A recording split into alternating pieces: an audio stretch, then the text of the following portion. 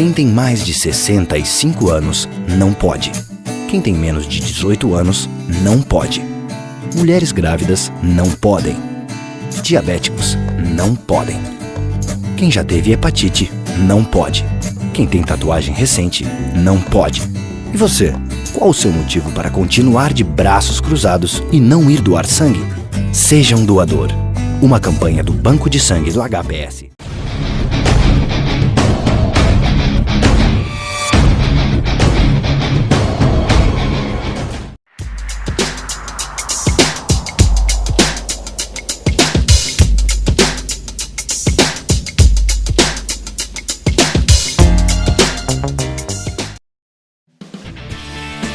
Há 64 anos, a LBV acredita no Brasil e investe para que a nossa gente tenha uma vida mais digna e feliz.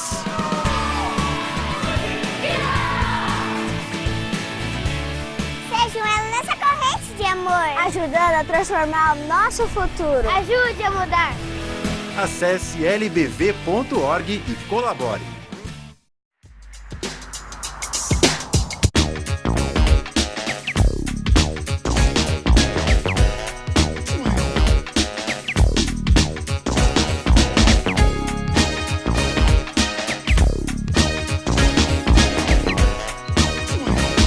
De volta com o programa Norte em Ação, agora o nosso quadro Alô Doutor, e com a grata satisfação estamos recebendo hoje dentro do programa a doutora Carolina Casarim, médica veterinária, para falar sobre aqueles animais de estimação que estão aí no dia a dia, muitas pessoas que curtem os gatos, Clínica do Gato, e é claro, ela vai falar sobre a clínica em si e também sobre os aspectos, os cuidados que devemos ter com esses animais de estimação. E nesse sentido, claro, inicialmente, agradecemos pela sua presença e damos boas-vindas aqui dentro do programa. Muito obrigada, eu que agradeço o convite.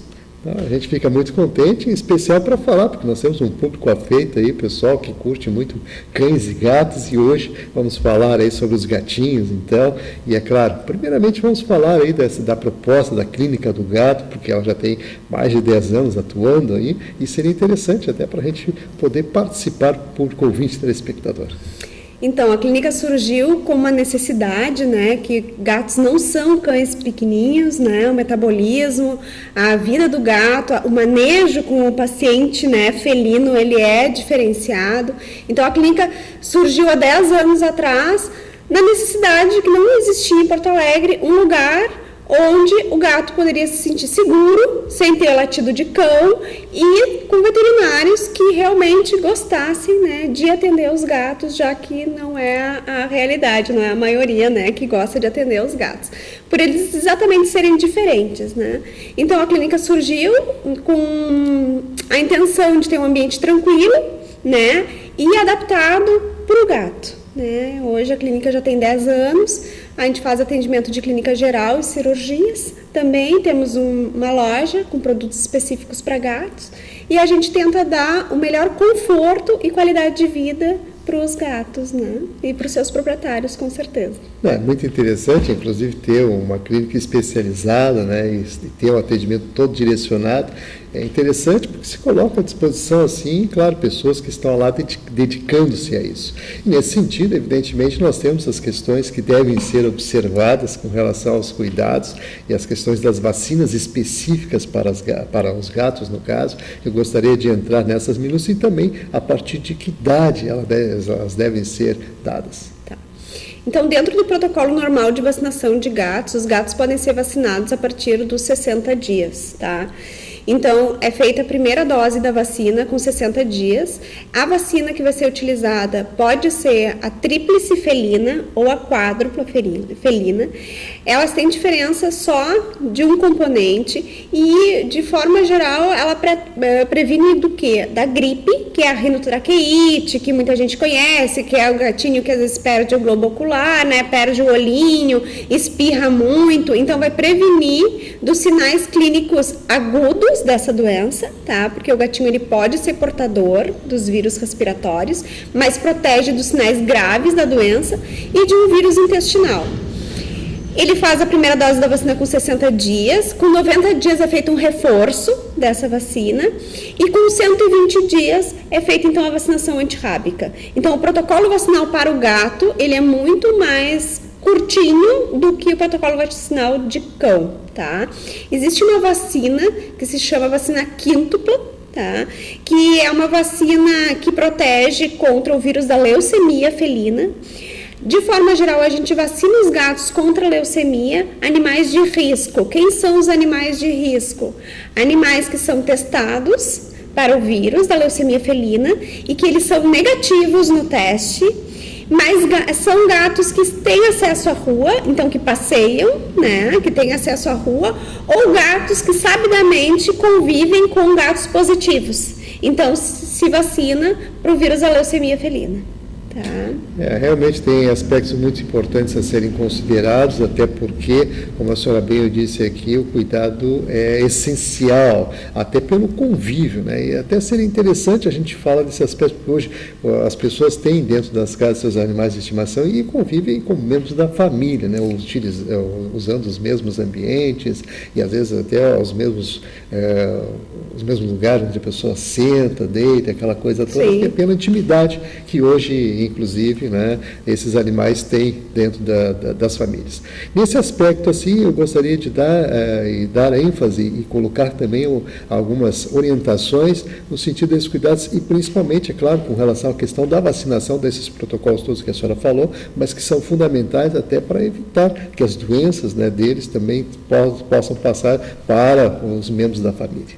Tá, mas essas vacinas, elas são específicas para o gato. Nenhuma dessas doenças põe em risco a saúde do ser humano, tá? Gripe de gato é de gato, gripe de gente é de gente, tá? Não existe a transmissão. Então, onde existe a transmissão são alguns fungos que pode ter do pelo do gato, causar lesão no ser humano. E a doença mais importante que o gato pode transmitir para o ser humano é a toxoplasmose, tá? Então, a toxoplasmose, ela é uma doença transmitida pelo gato, onde o gato, ele é o vilão da história, mas para a gente se contaminar, a gente precisa comer o cocô do gato. Então, assim, eu sou veterinária, eu sou mãe de 2 filhos, eu trabalho há 10 anos só com gatos, eu trabalhei durante as 2 gestações até o final, né? E eu sou não reagente para toxoplasmose. Por quê? Porque eu nunca comi cocô de gato. Então, como é que acontece? Vou tentar falar de uma forma bem simples para que todos entendam que não precisa eliminar o gato no momento em que a mulher ficou grávida, tá? Tem um gatinho que ficou grávida, não tem problema nenhum, nem para ela, nem para o bebê, desde que alguns cuidados sejam tomados, tá? A toxoplasmose, como é que o gato se contamina? Geralmente o gato que se contamina e o gato de risco é o gato que tem acesso à rua e é o gato que caça, porque tem gato que tem acesso à rua, mas vai no pátio, só toma sol e não tá nem aí para os passarinhos e ele é bem pacato e não tem o seu instinto caçador tão apurado assim, tá? Então aquele gato que caça, ele pode se contaminar tanto com a carne de aves, de passarinho, tá? Quanto com a carne de rato. Se ele ingerir ou mesmo carne crua, de origem desconhecida, porque é para carne do supermercado, ter sido fiscalizada e não ter toxoplasmose, tá? Mas o gato comendo uma carne contaminada, ele deixa que o parasito faça no seu intestino a fase sexuada. E assim ele vai eliminar milhões de oocistos nas fezes, o gato, tá? Esses oocistos são como se fossem ovinhos. E é isso que é infectante para as outras espécies, é isso que é infectante para a gente. Então, no cocô do gato tá ali milhões de ovinhos. Se a gente for lá e ingerir esses oocistos, a gente se contamina e vai desenvolver a doença, certo? Onde que o gato gosta de fazer cocô? Em terra fofa. Aonde que temos terra fofa? Em horta. Como é que a gente se contamina? Através de alimentos mal lavados. Então, vegetais crus, mal lavados, né, que não foram higienizados da forma adequada, colocam em risco a nossa contaminação. Entendeu? Então, a contaminação, ela se dá através do alimento. e não através do gato propriamente dito. Nunca se conseguiu isolar do pelo do gato nenhum oocisto. E depois desse primeiro contato do gato com a carne contaminada, ele cria uma imunidade local no intestino, e se ele comer novamente uma carne contaminada, ele não vai deixar que o parasito faça a fase sexuada, então ele não vai mais eliminar os ovinhos desses oocistos que são infectantes para as outras espécies. Entendeu? Então, assim, antes se dizia que o gato eliminava o oocisto uma vez na vida. Com o passar dos anos, o tempo, a longevidade do gato também está aumentando. Então, hoje, a gente sabe que se ele comer uma carne, tem estudos falando em 6 anos que ele tem anticorpos contra o toxoplasma. Hoje a gente sabe, se o gato teve contato uma vez, ele pode, dali a 6 anos, ou quando a imunidade baixar e ele ficar doente, comer um alimento contaminado, pode ser que ele elimine. Mas isso vai acontecer uma ou poucas vezes na vida, devido a essa imunidade local que ele tem contra o parasito, não deixando mais o parasito eliminar, fazer a fase sexuada e eliminar esses ovinhos nas fezes. Esses ovinhos nas fezes, para infectarem as outras espécies, demora de 2 a 7 dias, ou seja, a gente tem que comer um cocô velho, ainda não é aquele cocô fresco. E se fosse encontrado o oocisto no pelo do gato, o gato seria eliminado como animal de estimação, entendeu? A saúde pública não ia deixar, porque a toxoplasmose é uma doença séria. Então, a indicação que a gente tem, a mulher grávida, ela não deve ingerir salada fora de casa.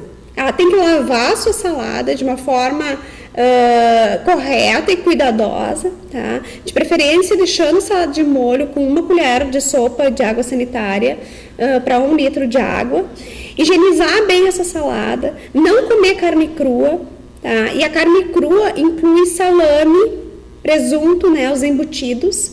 Se ela tiver esses hábitos de higiene, lavar a mão antes das refeições, comer os vegetais bem lavados, não ingerir carne crua, com certeza ela não vai ter risco, mesmo que ela tenha o gato em casa, ela não vai ter risco de se contaminar e ter a doença durante a gestação, que causa má formação no feto, né? Então, no nenê. Então, esses cuidados que tem que ter. Acho que a rotina da vida de uma mulher grávida deve continuar a mesma, né? Ela não pode mudar muito a rotina do gato. O que ela pode deixar de fazer é deixar de limpar a vasilha sanitária, né? Então, de repente, o marido, alguém, põe outra pessoa a fazer a higiene da caixinha sanitária onde o gatinho faz cocô. Mas não precisa eliminar o gato. A maioria dos gatos que a gente faz a titulação para ver se tem anticorpos contra o toxoplasma são todos não reagentes. Porque são gatos confinados em apartamento, gato que não come carne crua. Hoje os animais comem ração, eles não têm mais, são poucos os gatos que o proprietário dá o petisco. E ainda, se o gato gosta muito de comer carne, para diminuir a chance dele comer uma carne contaminada, o proprietário pode congelar, comprar uma carne, cortar ela, ou a carne moída, fazer tipo almôndegas, colocar num papel filme, deixar 7 dias congelado. O descongelamento rompe com o cisto de toxoplasma e ele fica inativo. Então, isso é uma forma segura de dar carne de carne de gado, né? Carne de frango nunca é aconselhado por causa da salmonela, mas é uma forma segura de se dar carne para o gato, que gosta muito. Diga-se de passagem. Muito bem, realmente. Tá? Olha, a senhora esclareceu e colocou aqui uma série de questões, quer dizer, a absorção dos dejetos é que pode ocasionar, né, a toxoplasmose, como a senhora bem aqui colocou, e com os cuidados devidos, até porque a higiene é fundamental, e os cuidados com a lavagem também dos vegetais, isso é fundamental, isso já está bem, vamos dizer, colocado dentro da nossa sociedade, em alertas inclusive, mas que bom que a senhora fez todas essas referências e realmente colocou com muita propriedade todas essas questões, até porque, né, como especialista dentro da área, pelo conhecimento que tem, traz aí fundamentos bem importantes. E que é interessante que a gente possa desmitificá-las, que é justamente a questão do banho, frequência de banho, porque sempre o pessoal diz, não, o gato não gosta de água, aquela coisa toda, mas a gente sabe que hoje, a convivência e tudo mais, existem outras situações que podem, né, realmente contribuir, inclusive, com essa situação, e claro, gostaria que a senhora desfizesse, inclusive, alguns mitos que existem nesse sentido, inclusive falando aí da periodicidade dos banhos, o que convém realmente para manter a saúde do nosso animal de estimação. O gato, como a maioria das pessoas que convivem com ele, sabe que é um animal muito estressável, é muito fácil estressar o gato. Meus gatos nunca tomaram banho, tá? Hoje os meus gatos são gatos de rua, né, que eu adotei, são gatos de pelo curto e eu nunca dei banho neles, tá? Então, na verdade, como são gatos, o gato não precisaria tomar banho. Quais são os gatos que precisam tomar banho? Tá? Começar por aí. Uma coisa é a vontade do proprietário. Ele gosta do gato limpinho, cheiroso, fofinho. Então, se ele gosta do gato fofinho, limpinho e cheiroso sempre, ele tem que acostumar o gato desde filhote a tomar banho e ver se o comportamento do gato comporta esse procedimento, porque uma coisa é o proprietário querer, outra coisa é o gato se submeter a esse sentimento, entendeu? Esse desejo. Então tem gatos que não toleram e que viram mísseis diante de água, do barulho do secador, enfim. Então, ele tem que acostumar desde pequeno, e mesmo alguns gatos com a rotina de pequeno, mas não têm o perfil para tomar banho.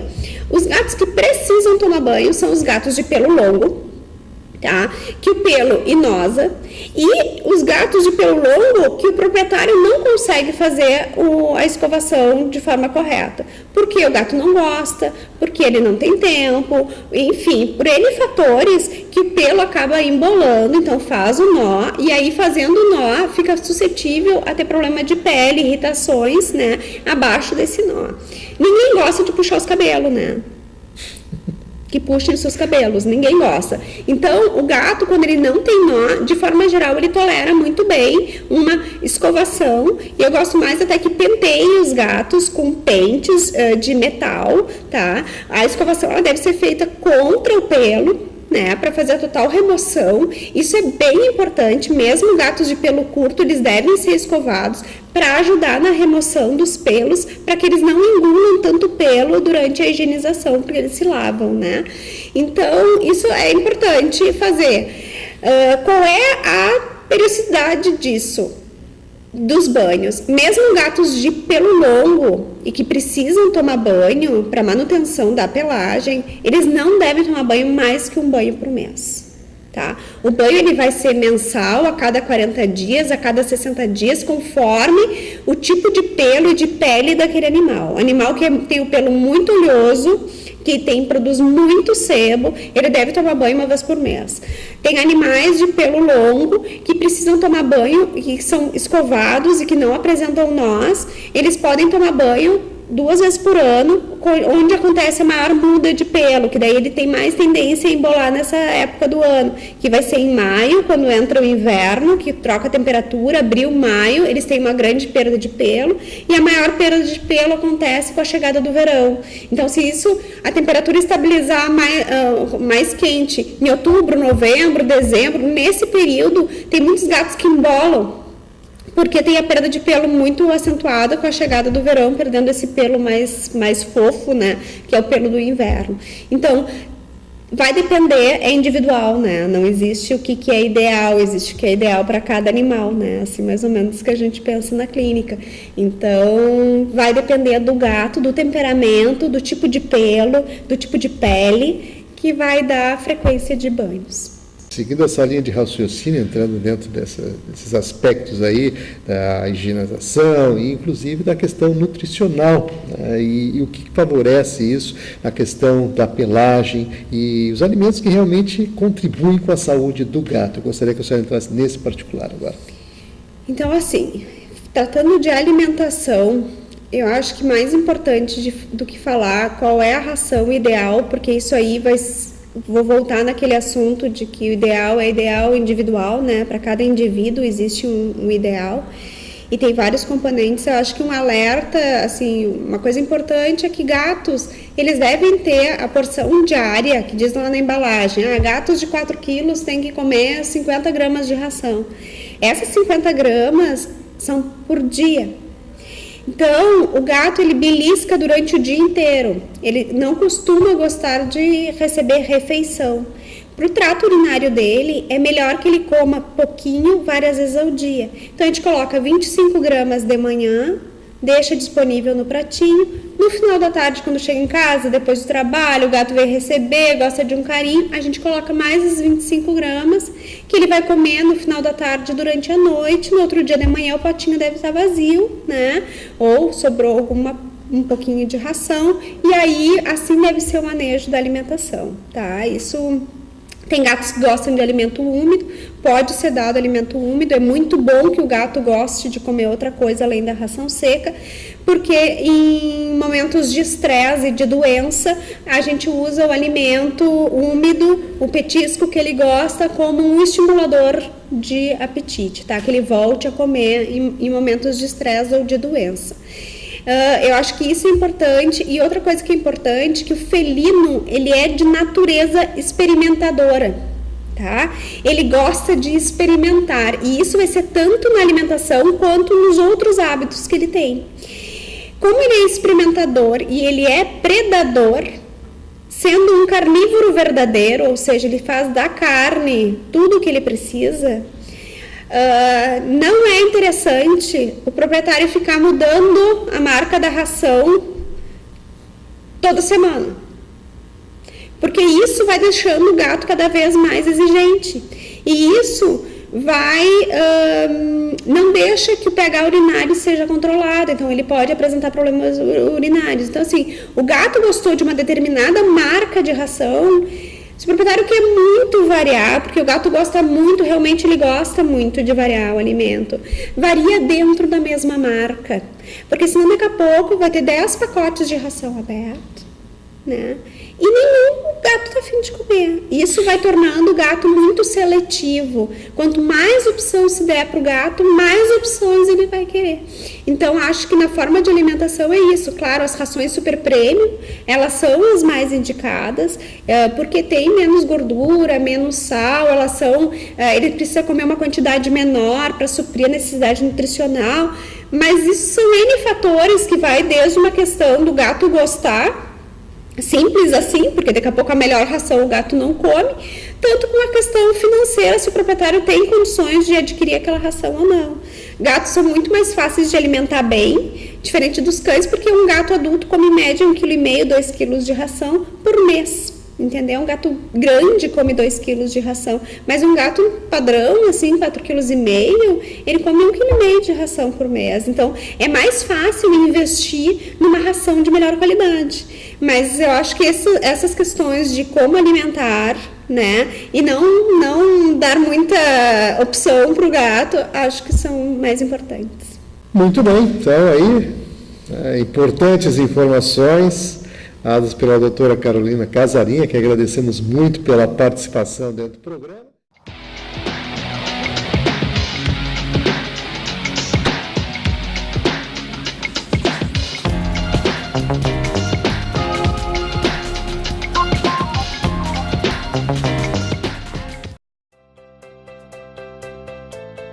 Livros não se leem sozinhos. Refeições não se preparam sozinhas. Brinquedos não se montam sozinhos. 42 crianças com lesão cerebral profunda e deficiência motora permanente também não se cuidam sozinhas. Casa do Menino Jesus de Praga. Há 30 anos te ajudando a cuidar de quem precisa. Para ajudar, ligue 33 15 0011 ou acesse o nosso site. O Brasil é o país com o maior número de homicídios do mundo. E ninguém faz nada. Criminosos condenados vivem em liberdade. E ninguém faz nada. Enquanto isso, o projeto de revisão da legislação penal aguarda no Congresso para ser votado. Chega de braços cruzados. Acesse o site e veja como pressionar o seu deputado. Imagine se você tivesse 95% de chance de encontrar o amor da sua vida. Seria ótimo. E se você tivesse 95% de chance de passar no vestibular? Bom, assim fica fácil. É tudo que eu quero. E se a sua chance de ganhar na Mega Sena fosse de 95%? Tudo isso. Adorei essa ideia. Faça mamografia regularmente. A chance de curar um câncer de mama descoberto cedo é de 95%. Muito já foi feito.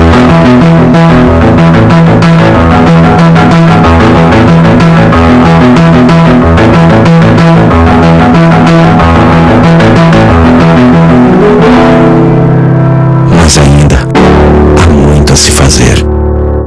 Unicórnios. Todo mundo merece ver a vida. Uma iniciativa Hospital Banco de Olhos de Porto Alegre.